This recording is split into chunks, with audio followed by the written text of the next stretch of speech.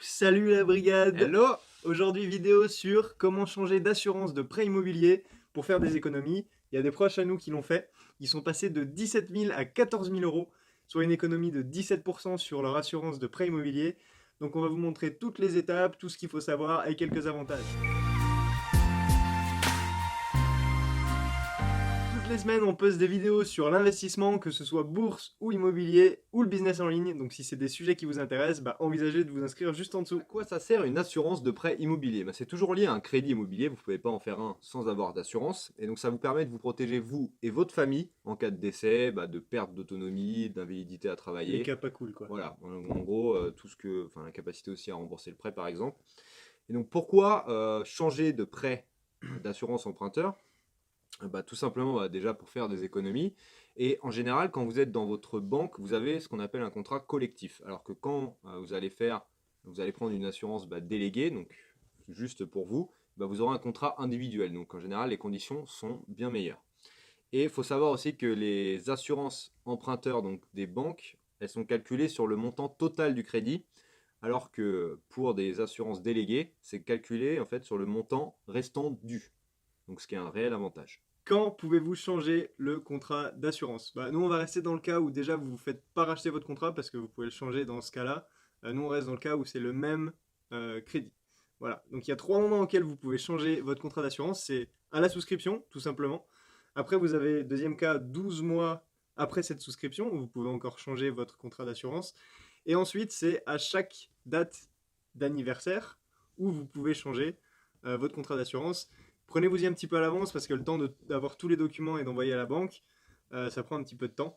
Et eux, à savoir, ils ont 10 jours maximum pour vous répondre.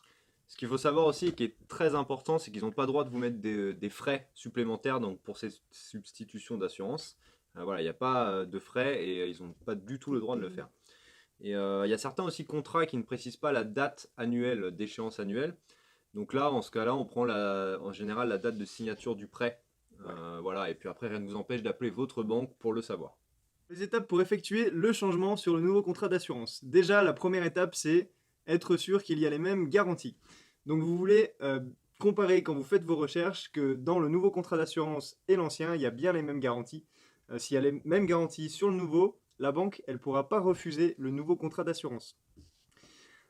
Aussi, en général, à savoir, c'est que la nouvelle compagnie d'assurance, elle va vous poser des questions de type médical.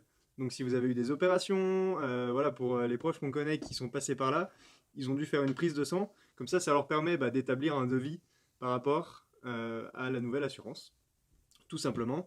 Et donc, l'étape 2, c'est l'adhésion au nouveau contrat. Donc, souvent, vous allez souscrire au nouveau contrat avant de résilier votre contrat précédent qui est à la banque. Comme ça, vous pouvez envoyer votre nouveau contrat à la banque. Donc, il ne faut pas que ça vous inquiète, c'est normal. L'étape 3, c'est la demande de résiliation et substitution à votre banque. Donc en fait, vous envoyez à votre banque le nouveau contrat avec la demande de résiliation. Et à partir de là, en fait, ils ont 10 jours pour répondre à votre demande. Donc il faut savoir que s'ils ne le font pas dans les 10 jours, ils peuvent se voir imposer une sanction administrative de 3 000 euros. Bon voilà, après, c'est pas forcément toujours le cas. Et donc après, l'étape 4, c'est l'acceptation et le changement. La banque, votre banque, elle émet sans frais, je précise bien, un avenant à votre contrat qui précise le nouvel assureur. Comment vous pouvez trouver mieux? Tout d'abord, vous pouvez faire les recherches vous-même en allant voir directement les assurances. Deuxièmement, vous pouvez passer par un courtier qui, lui, va s'occuper de rechercher un contrat équivalent à un prix inférieur. Ou éventuellement votre conseiller en patrimoine, si vous en avez un. Ça a été le cas de nos proches.